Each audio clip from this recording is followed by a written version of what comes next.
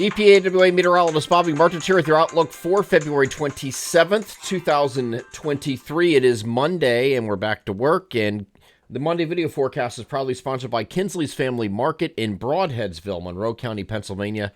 Lent began Wednesday, February 22nd, and at Kinsley ShopRite, they have the freshest seafood for all of your Lenten meals. Every Friday at Kinsley's, you'll find their weekly fish fry. Items include teriyaki salmon, breaded flounder fillet, and Parmesan baked cod with, of course, all of the fixins. And don't forget your free Easter ham. Spend $400 now through April 8th to qualify for a free smoked ham. Get it all at Kinsley's ShopRite, the world's largest ShopRite, located at 107 Kinsley's Drive in Broadheadsville, Monroe County, Pennsylvania.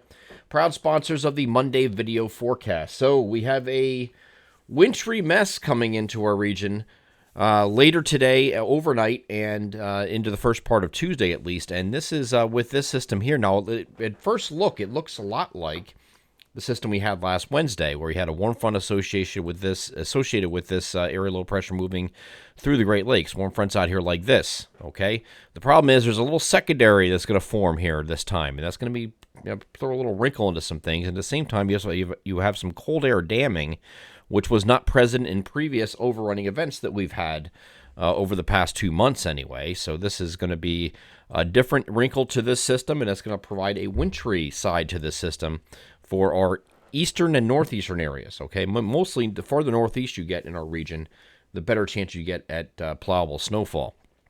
So here's that transition here on the European model. Comes in as snow and sleet, and that snow and sleet will continue through the evening.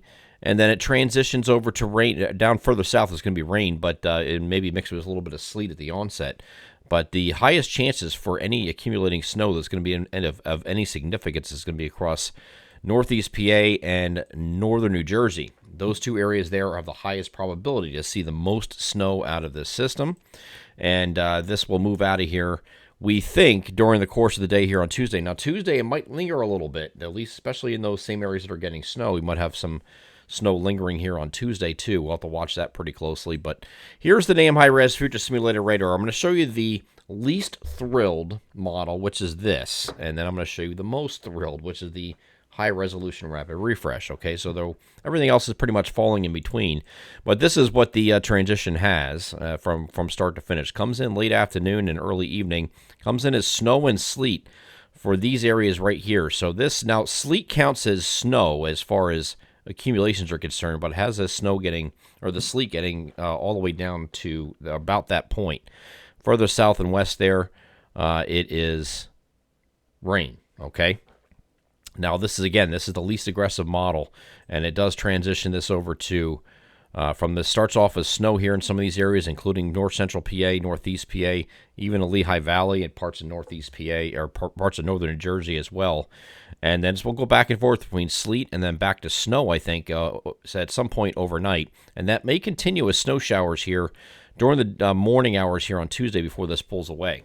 Okay, that's the NAM. That's the least thrilled model. If you look at the high-resolution rapid refresh that ran this evening, similar situation where it comes in late in the afternoon or early evening, but this goes over to snow rather quickly, and there's a big, expansive area of snow that goes all the way down to Philadelphia.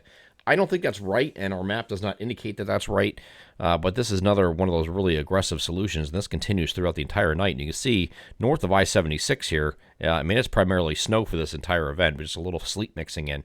So this would be a pretty good snowfall if this were to occur, but I don't think that's correct. As a matter of fact, what we have for our map call, I have this right here.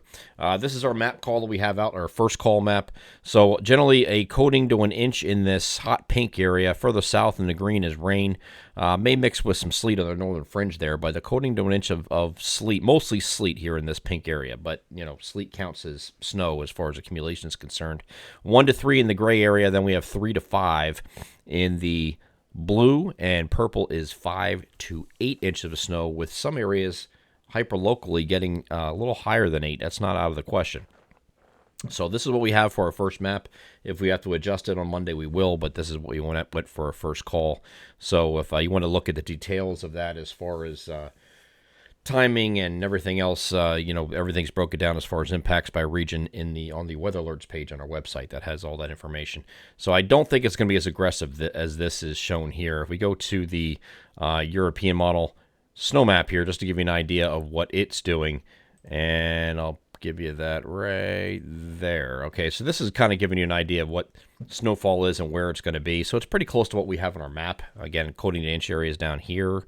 And then you have a 1 to 3 swath in here. The lower elevations up here in north central northeast PA 3 to 5, and then the higher elevations getting into the 5 to 8 range. And that's pretty much what we're going with for this event. But we'll see how this pans out over the next 12 hours or so, and we'll fine tune that.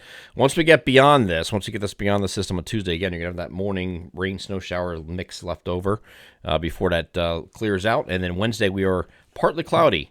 With a warmer afternoon. So we are going to turn milder both Wednesday and Thursday. Temperatures going to get in the upper 40s to near 50 on Wednesday, and then Thursday you're solidly in the 50s and maybe even touching 60 down here in Philadelphia. So this is going to be a long forgotten thing by the time this is out of here. Just in time for our next system, which comes in here on Thursday with some showers Wednesday night into Thursday morning. This will be rain showers throughout the region because it'll be too warm for anything other than that. And then we're going to go to our next system here, which is at the end of the week, and this is the one that's getting a lot of attention.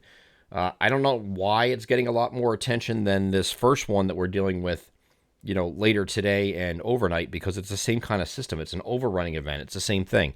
Some of these models have shown a very snowy solution with this, but we'll see where this tracks here, because this does have another wintry component to it, and I think you're going to have a wintry component to it, at least in part, with this particular system.